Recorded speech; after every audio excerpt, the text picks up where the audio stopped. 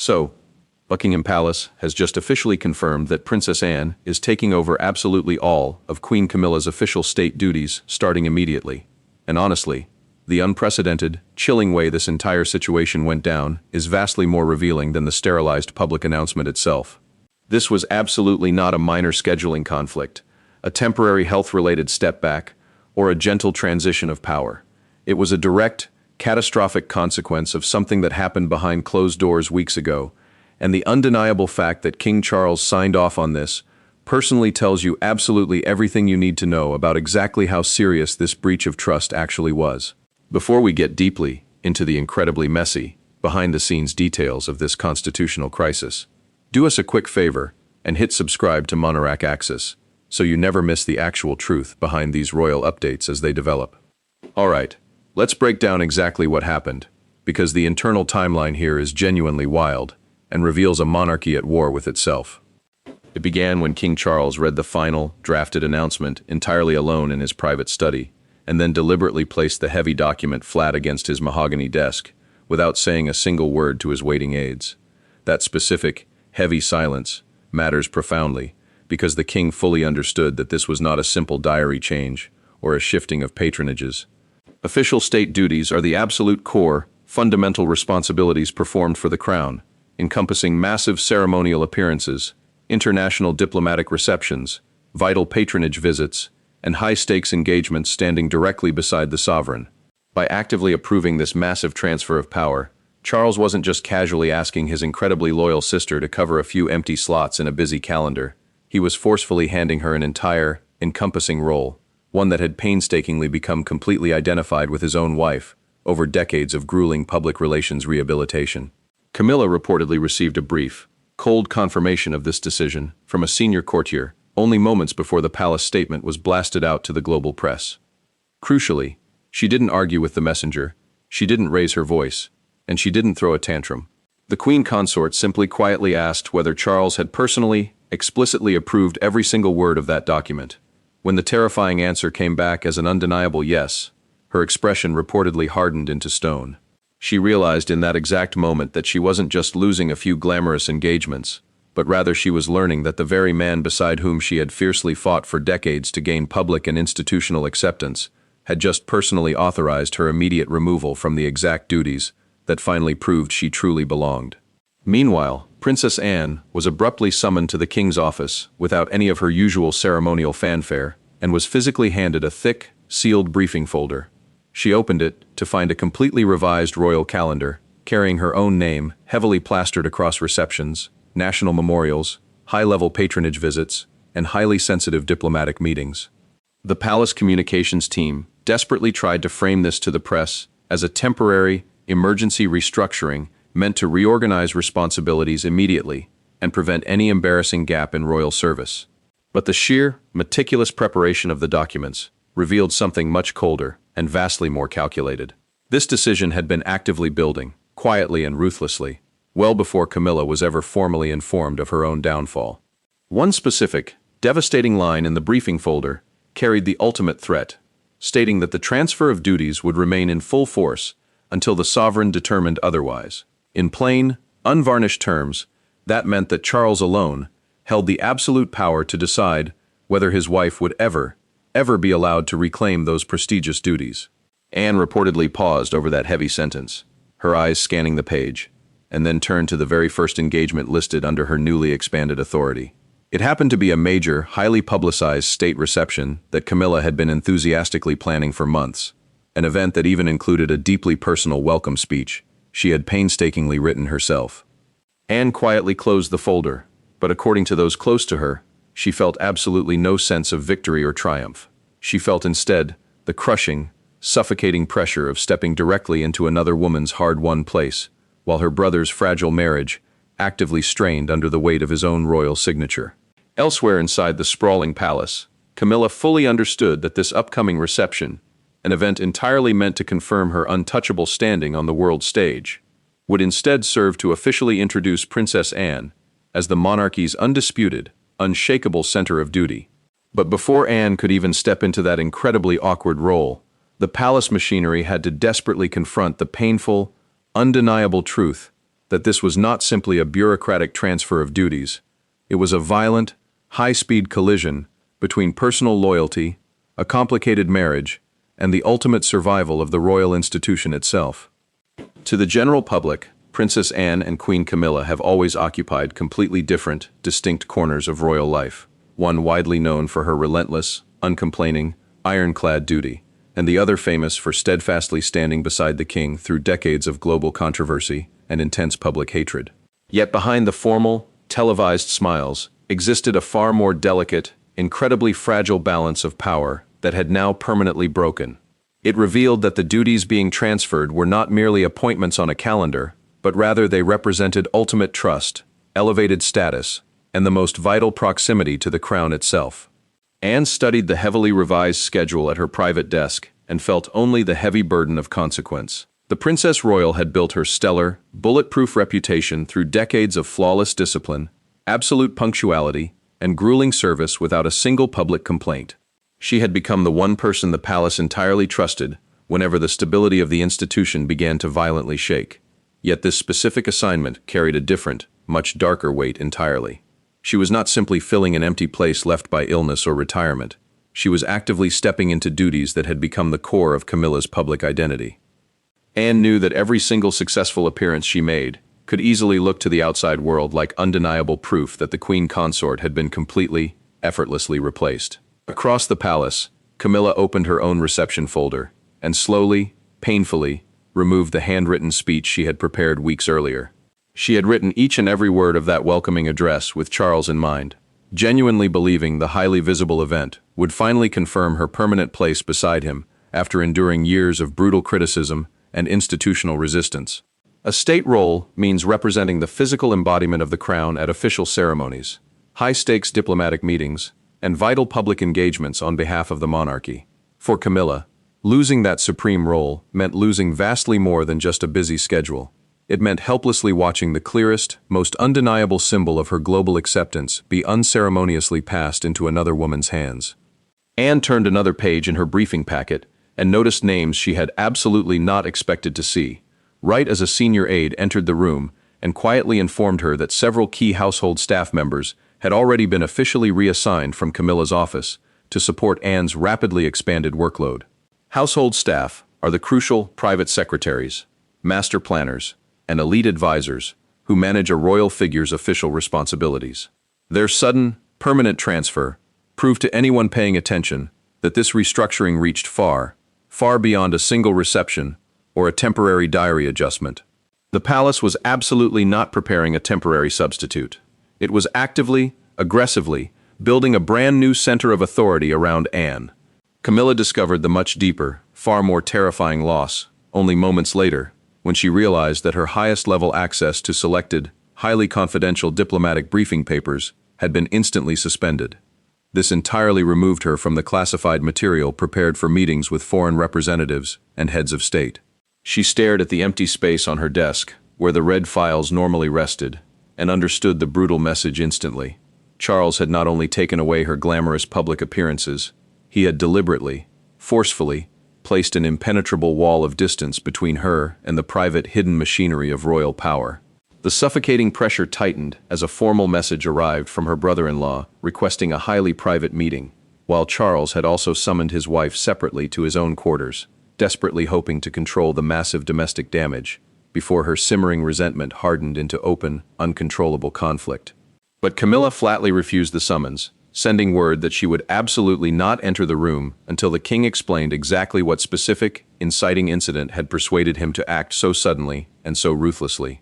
Her defiance forced the palace to look backward to the single, fateful ceremony where a private, seemingly petty disagreement became the absolute point of no return. The current crisis had not actually begun with the shocking announcement. It began exactly 3 weeks earlier, buried beneath the polished, glittering formality of a massive diplomatic ceremony. There, one altered seating card, one private objection, and one disastrous decision made completely without the king's approval turned quiet, simmering tension into open, toxic distrust. Everyone present at that event had continued smiling for the cameras, but behind closed doors, Charles understood that a massive constitutional boundary had been crossed, and Anne had witnessed the exact moment everything irrevocably changed. Anne had noticed the revised seating card only minutes before the Commonwealth service of renewal was due to begin. She realized with a shock that the Princess Royal had been abruptly placed behind two significantly less senior representatives and completely removed from her rightful, historical position directly beside her brother during the central presentation.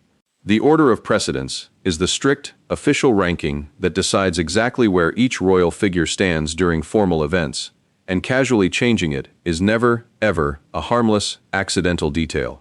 It directly affects visual status, perceived authority, and the undeniable message sent to every single diplomat and camera lens watching the room. Anne folded the card once, her face an unreadable mask of calm, and approached Camilla privately before the doors opened. She asked whether the sudden change had been deliberate, actively keeping her voice low, even as the massive, intentional insult settled heavily between them. The Queen Consort did not attempt to deny it, replying coldly that the monarchy must reflect the king's household first. That phrase made the underlying meaning painfully, brutally clear. Anne was being aggressively pushed aside, not because of the demands of the ceremony, but because her undeniable, lifelong closeness to Charles had become a psychological threat to Camilla. Camilla held her ground in that moment, yet the decision carried infinitely more risk than she was willing to admit. The originally approved arrangement had placed Anne beside the king, specifically because she was leading the presentation of a massive, brand-new Commonwealth initiative. Forcefully moving her weakened the structural integrity of the entire event, and heavily suggested to the watching world that a petty personal rivalry mattered vastly more to the Queen Consort than the sovereign's own meticulously crafted plan. Still, Anne completely refused to react publicly. She instantly returned to her newly assigned, diminished place, flawlessly completed every single duty required of her, and fiercely protected the dignity of the ceremony, while silently swallowing the massive public humiliation. Charles only learned the terrifying truth about the seating arrangement hours after the final guest had departed, when a highly agitated senior courtier placed the original, king-approved plan directly beside the altered version. He carefully explained that His Majesty's supreme authority had been falsely used to approve the change completely, without his consent or knowledge. The king stared at both documents in deafening silence, and understood the much deeper, catastrophic betrayal. His sovereign name had not been conveniently borrowed by a stressed aide to solve a practical logistical problem. It had been actively, maliciously used by his wife's office to settle a private, insecure struggle over royal rank. The courtier then produced a documented, time-stamped email sent directly to Camilla's office hours before the ceremony. It clearly and explicitly warned that the king's order of precedence must absolutely not be altered under any circumstances. She had received the explicit instruction, she had fully understood it, and she had chosen to aggressively ignore it anyway. When Charles later privately asked Anne why she had remained so completely silent during the event, she answered with chilling clarity that she would never, ever embarrass the crown in public, but she would absolutely not allow the exact same thing to happen twice. That haunting answer stayed heavily with Charles until the night he finally brought both Anne and Camilla into the same private sitting room and demanded the absolute truth face to face, ensuring there were no photographers, no private secretaries taking frantic notes, and no fake ceremonial smiles to soften the brutal reality of the moment. Charles entered the room first, projecting absolute authority. Anne followed quietly, and Camilla arrived last. When the heavy oak door finally closed, the argument was instantly no longer about a trivial seating card or a reception schedule, but rather it became a massive, unprecedented reckoning over ultimate authority, public humiliation, and the terrifying question of whether private, marital loyalty had been weaponized to manipulate the public, constitutional machinery of the crown. Charles ordered every single aide to remain standing outside in the corridor and deliberately placed the damning documents flat on the table directly between the two women. The king had specifically chosen a private sitting room because this crisis was simultaneously deeply personal and massively constitutional. Constitutional authority means the absolute power legally attached to the sovereign's official role, not simply his emotional wishes as a husband or an older brother. On that table rested the revised ceremony plan, the ignored palace warning, and the printed email that proved someone had used his sacred name to approve a change he never, ever accepted. Camilla spoke first, fiercely insisting that she had acted solely to protect the ultimate dignity of the sovereign's immediate household, arguing passionately that the people closest to Charles should always stand at the visual center of all royal events. She then pivoted to accuse Anne of treating every minor, necessary adjustment as a deep personal wound, stating that the palace could not keep constantly bending its modern image around one woman's archaic pride. Her voice remained rigidly controlled, but the boiling, defensive anger underneath it was absolutely impossible to hide. Anne answered without raising her voice a single decibel. She stated firmly that the insult had never, ever been about where she physically stood on a carpet, but rather it was entirely about the king's ultimate authority being illegally borrowed without his explicit permission. She pointed out that Charles had personally approved one specific arrangement, yet a completely different one had been imposed in his name. She looked directly, unblinkingly at Camilla and made the devastating accusation plain. Private, paranoid insecurity had been recklessly placed above public, constitutional duty, and absolutely everyone sitting in the room knew it. Charles then asked the terrifying question neither woman could avoid. Had Camilla actually known that the revised order had already been explicitly rejected by his office? A suffocating silence followed. Camilla finally admitted that she had indeed seen the warning, but genuinely believed her husband would simply support the decision once the ceremony was over and the optics were secured. The confession struck Charles vastly harder than a denial ever could have, because it proved she had not misunderstood a complex instruction. She had willfully, arrogantly chosen to ignore it. Charles slowly removed his glasses, set them heavily beside the scattered papers, and then revealed to the room that an emergency transfer of duties had already been formally drafted by his legal team. Such an order is a massive, highly formal instruction transferring official responsibilities from one royal figure to another, entirely without delay. Camilla's expression changed instantly as she realized this meeting was not a stern warning, and it was absolutely not an attempt at marital reconciliation. The decision had already moved completely beyond words. Camilla rose sharply from her chair and faced her husband one final time during that explosive confrontation. She told Charles that actually signing the order would do vastly more than just weaken her position. It would openly reveal to the entire world who truly controlled the palace, and who had already quietly decided that Anne was the safer, more reliable choice. Her final, echoing words raised a much more dangerous, paranoid question.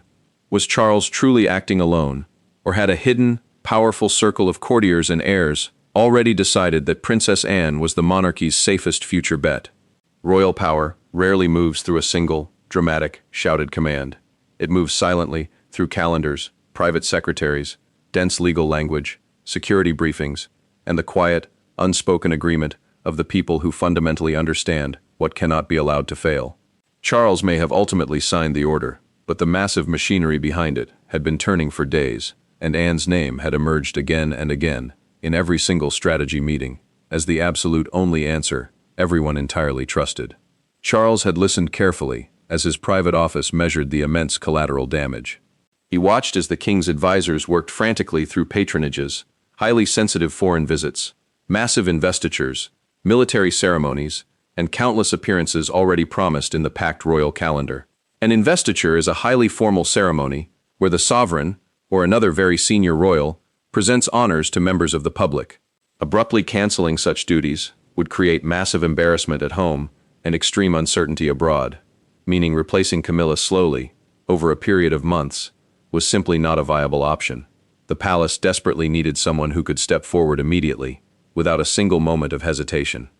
Anne offered that absolute, ironclad certainty, because the princess already carried a demanding, punishing workload, completely understood the rigid constitutional boundaries, and had flawlessly avoided the messy personal controversies that could turn every single appearance into another media argument. Her relentless discipline made her the absolute strongest choice, but that very strength created its own unique danger. The more flawlessly dependable she appeared, the more Camilla's sudden removal would look incredibly deliberate, coldly permanent, and deeply, viciously personal. Prince William had received the confidential briefing in private and chose every single word of his response carefully.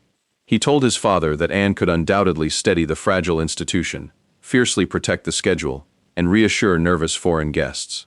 He then delivered the brutal warning Charles had been desperately avoiding.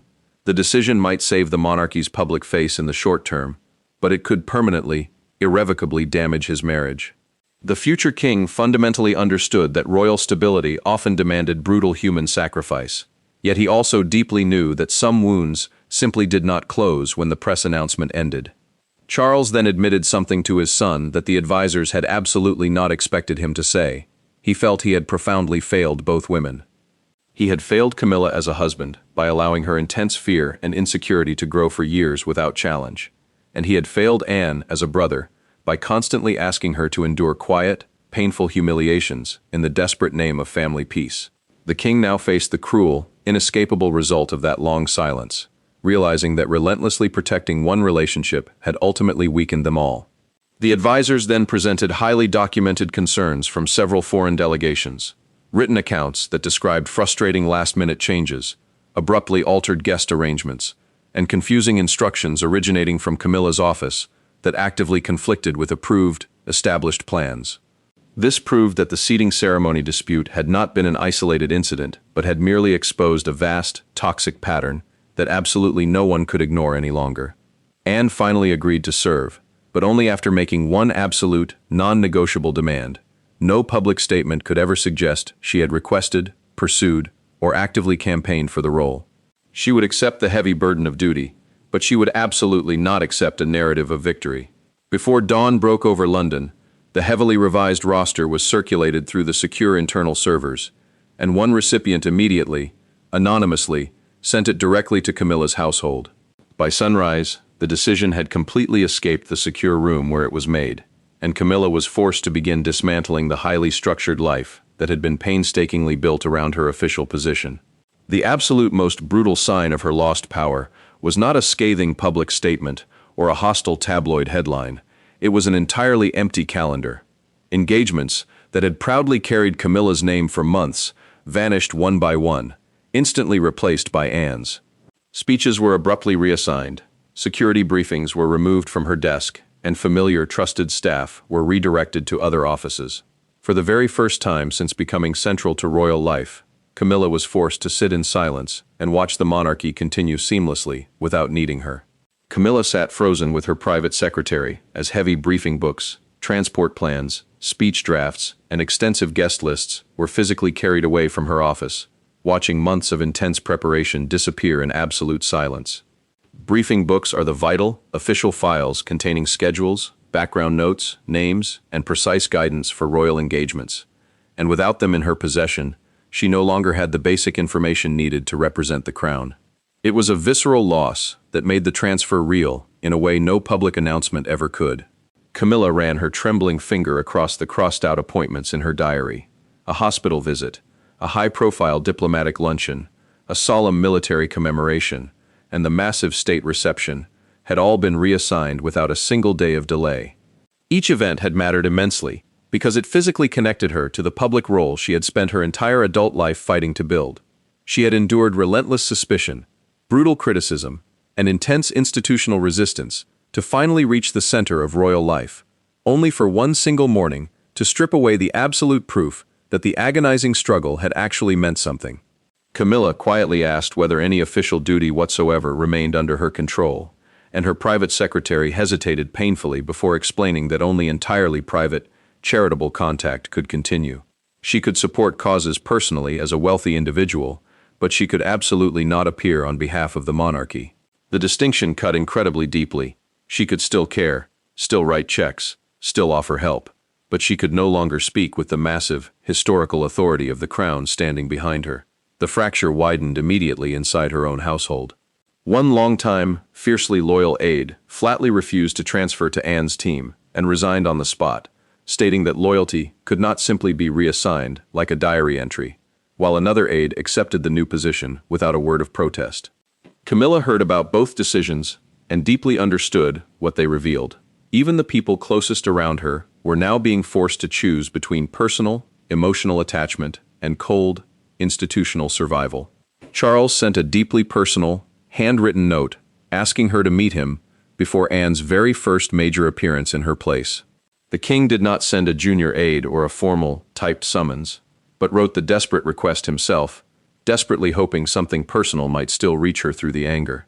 Camilla read it exactly once, then left it completely unanswered beside the space where her state files used to sit. Her silence was absolutely not calm, but rather, it was the only piece of control she felt she had left in the world. Anne learned that the king's note remained untouched and felt the heavy burden of the situation shift again. She fundamentally understood that performing the duties without facing the immense emotional damage would turn her royal service into a silent, agonizing punishment for everyone involved. So, before stepping out to appear in Camilla's place, Anne crossed the vast palace entirely alone and asked for the one incredibly difficult conversation everyone else had been far too afraid to arrange. No aides announced Anne's arrival at the door, and absolutely no official record preserved what followed as she entered carrying neither the heavy-duty folder nor the immense authority that had suddenly been placed in her hands. Camilla was waiting rigidly beside a closed diary, fully prepared for a bitter accusation. Instead, Anne offered something infinitely more difficult to swallow, the unvarnished truth. Without any royal ceremony, without hovering witnesses, and completely without the protection of royal titles, Anne had requested the meeting before assuming control of the state reception, because the princess firmly believed the massive transfer could not successfully begin while both women remained trapped in toxic silence. Camilla had agreed to the meeting only after confirming that Charles would absolutely not attend, knowing that without the king present, there would be no institutional buffer, the formal protection created when royal authority, slick advisors, or official procedure stands between two people in conflict. This time, neither woman could hide behind the shield of duty. Anne spoke first, telling Camilla with absolute sincerity that she had never, ever wanted to reassign the duties, and did not view the king's decision as a personal victory in the slightest.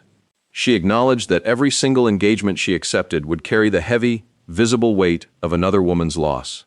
Yet, she explained that she simply could not refuse when the crown's ultimate stability was at stake. She pointed out that empty chairs, abruptly cancelled visits, and highly uncertain foreign guests would damage vastly more than one household. They would make the entire monarchy appear dangerously weak at the exact historical moment it desperately needed absolute control. Camilla listened quietly, then finally admitted what she had fiercely refused to say in front of Charles.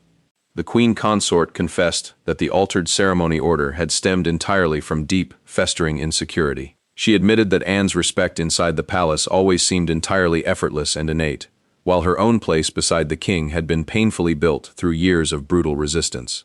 Every single time the princess stood closely beside her brother, Camilla deeply feared the inevitable comparison, knowing that one woman looked naturally, historically trusted, while the other still felt she had to constantly, desperately prove she belonged. Anne did not attempt to soften the brutal truth of the situation, but she did reveal something completely unexpected. She had formally asked Charles to review the entire transfer after exactly 3 months. The princess carefully explained that a formal review meant the king would be forced to reconsider whether the arrangement should continue once the immediate crisis and public scrutiny had passed. This proved she had absolutely not requested permanent control, and she had zero desire to turn a temporary duty into a lasting permanent exclusion. Camilla slowly opened the reception folder, removed the unfinished, handwritten speech she had been working on, handed it directly to Anne, and quietly asked that the opening tribute remain completely unchanged, because it honored Charles, not either of them. The gesture absolutely did not instantly restore their shattered trust, but it completely broke the icy silence that had hardened around them. And as Anne accepted the pages, for the very first time, Camilla did not see a victorious enemy taking her hard-won place. When Anne left the room, Camilla slowly picked up the king's handwritten note, read it again, and then finally walked toward the private sitting room, where Charles had been anxiously waiting. Their resulting conversation did not miraculously restore Camilla's lost authority, but it profoundly changed the meaning of Anne's first massive public appearance, and the entire world was about to witness that subtle difference. By the time Anne physically arrived at the state reception, the palace announcement had already become a massive, global national spectacle. Every single gesture, glance, and movement was being hyper-examined by the press for signs of triumph, bitter resentment, or rebellion. Yet, the absolute defining image of the evening was not of Anne grandly entering beneath royal banners. It was a candid photograph taken just seconds before the massive doors opened, showing the princess securely holding Camilla's handwritten speech, her thumb resting gently over a line the other woman had chosen to erase. Broadcasters across the country interrupted regular programming as the reception began, breathlessly explaining that Anne had now assumed the complete, sweeping state schedule transferred from Camilla, not merely one isolated appearance. A state reception is a highly formal, critical gathering where senior royals welcome powerful diplomats, government officials, and honored guests on behalf of the crown. This specific event mattered immensely because any sign of confusion or awkwardness would heavily suggest that private, petty conflict had severely weakened the monarchy's ability to perform its most basic public duties. Anne paused deeply before entering the room, knowing full well that success carried its own specific cruelty. If she appeared fully, flawlessly confident, Camilla's brutal removal would seem completely justified to the press. But if she hesitated even slightly, Charles's massive decision would look incredibly reckless and destabilizing. Palace staff had spoken repeatedly to the press about seamless continuity, heavily insisting that royal obligations would proceed entirely without disruption. Yet Anne intimately understood that every calm, measured word she delivered would be directly measured against the woman whose actual speech remained firmly in her hands. Camilla watched the live broadcast in silence beside Charles, hearing Anne begin with the exact, heartfelt tribute she had written for the king. A deep, complicated grief rose beside her reluctant pride. Her carefully chosen words were still actively serving the crown, even though she no longer possessed the right to speak them herself. Charles remained completely silent throughout the broadcast, but watched his wife closely, seeing that the moment undeniably hurt her, but also seeing that Anne had actively, gracefully, refused to erase her presence from the evening. The striking photograph of Anne holding the speech spread across the internet before the reception had even ended. A massive national newspaper placed it across their entire front page, beneath the bold headline, "The duty passes, but the words remain." The powerful image instantly changed the volatile public mood. Anne no longer appeared to be a rival, celebrating a ruthless victory, but rather she appeared to be a devoted servant, carrying a massive responsibility, while actively preserving the dignity of the woman who had tragically lost it. Outside the imposing gates of Buckingham Palace, a large crowd gathered beneath the famous balcony. One woman lifted a simple handwritten sign reading, "Service without revenge," a phrase that others quickly began repeating as the television cameras turned toward them. The public had rapidly found its defining symbol for the crisis. Not the humiliating fall of Camilla, but Anne's steadfast refusal to turn that fall into a public execution. Charles received a final, quiet message after the reception concluded, indicating that Camilla was finally ready to meet him. The king understood that this next conversation would permanently decide whether her sweeping removal became a lifelong punishment or the difficult beginning of an entirely different role. The public had already delivered its overwhelmingly positive judgment on Anne, but only Charles and Camilla could decide what actually remained of their complicated marriage, and what her institutional removal would finally, historically mean. The absolute final meaning of the crisis was decided completely away from the flashing cameras, as Charles and Camilla sat opposite each other, with no press announcement prepared, and no slick advisors waiting in the wings to shape their raw words. The massive state duties would absolutely not be returned, and Anne would continue carrying them without complaint. But the heavy conversation that followed transformed the decision from a brutal act of public rejection into a painful, necessary institutional boundary, one that ultimately saved the monarchy while forcing every single person involved to face the staggering human cost. Charles spoke plainly, without hiding behind any formal, bureaucratic language. He confirmed to his wife that Anne would indeed retain every single transferred state duty for the foreseeable future, because absolute consistency, unshakable trust, and clear, undeniable authority now had to come before any personal comfort. State representation means physically appearing and speaking on behalf of the crown during massive official ceremonies, high-stakes diplomatic engagements, and deeply emotional national occasions. Returning those vast responsibilities too quickly would instantly weaken the decision and heavily suggest to the world that royal authority could be blatantly ignored without any lasting consequence. Camilla listened in silence until he finished. She accepted that the queen consort would indeed remain closely beside her husband in private family life and attend limited, highly personal occasions. But she would absolutely no longer direct the massive official program that had placed her at the very center of public duty. She admitted softly that losing the busy schedule felt exactly like losing the final, undeniable proof that their long, agonizing struggle against the world had actually been accepted. Decades of vicious criticism had only seemed worth enduring because the monarchy had eventually, finally given her a highly visible place. Now that that powerful symbol was gone, Charles did not attempt to dismiss or minimize the pain. He acknowledged that her immense loss was entirely real, but he steadfastly refused to reverse the sweeping order. The monarch then bravely admitted his own deepest failure, confessing that his prolonged, cowardly silence had allowed the toxic insecurity between Camilla and Anne to deepen for years, until every small, necessary adjustment carried the crushing weight of bitter rivalry. By entirely refusing to set firm, clear boundaries much earlier, he had desperately protected a temporary, fragile peace, while actively allowing the foundational trust to break completely beneath it. Anne received a quiet, handwritten message later that same evening.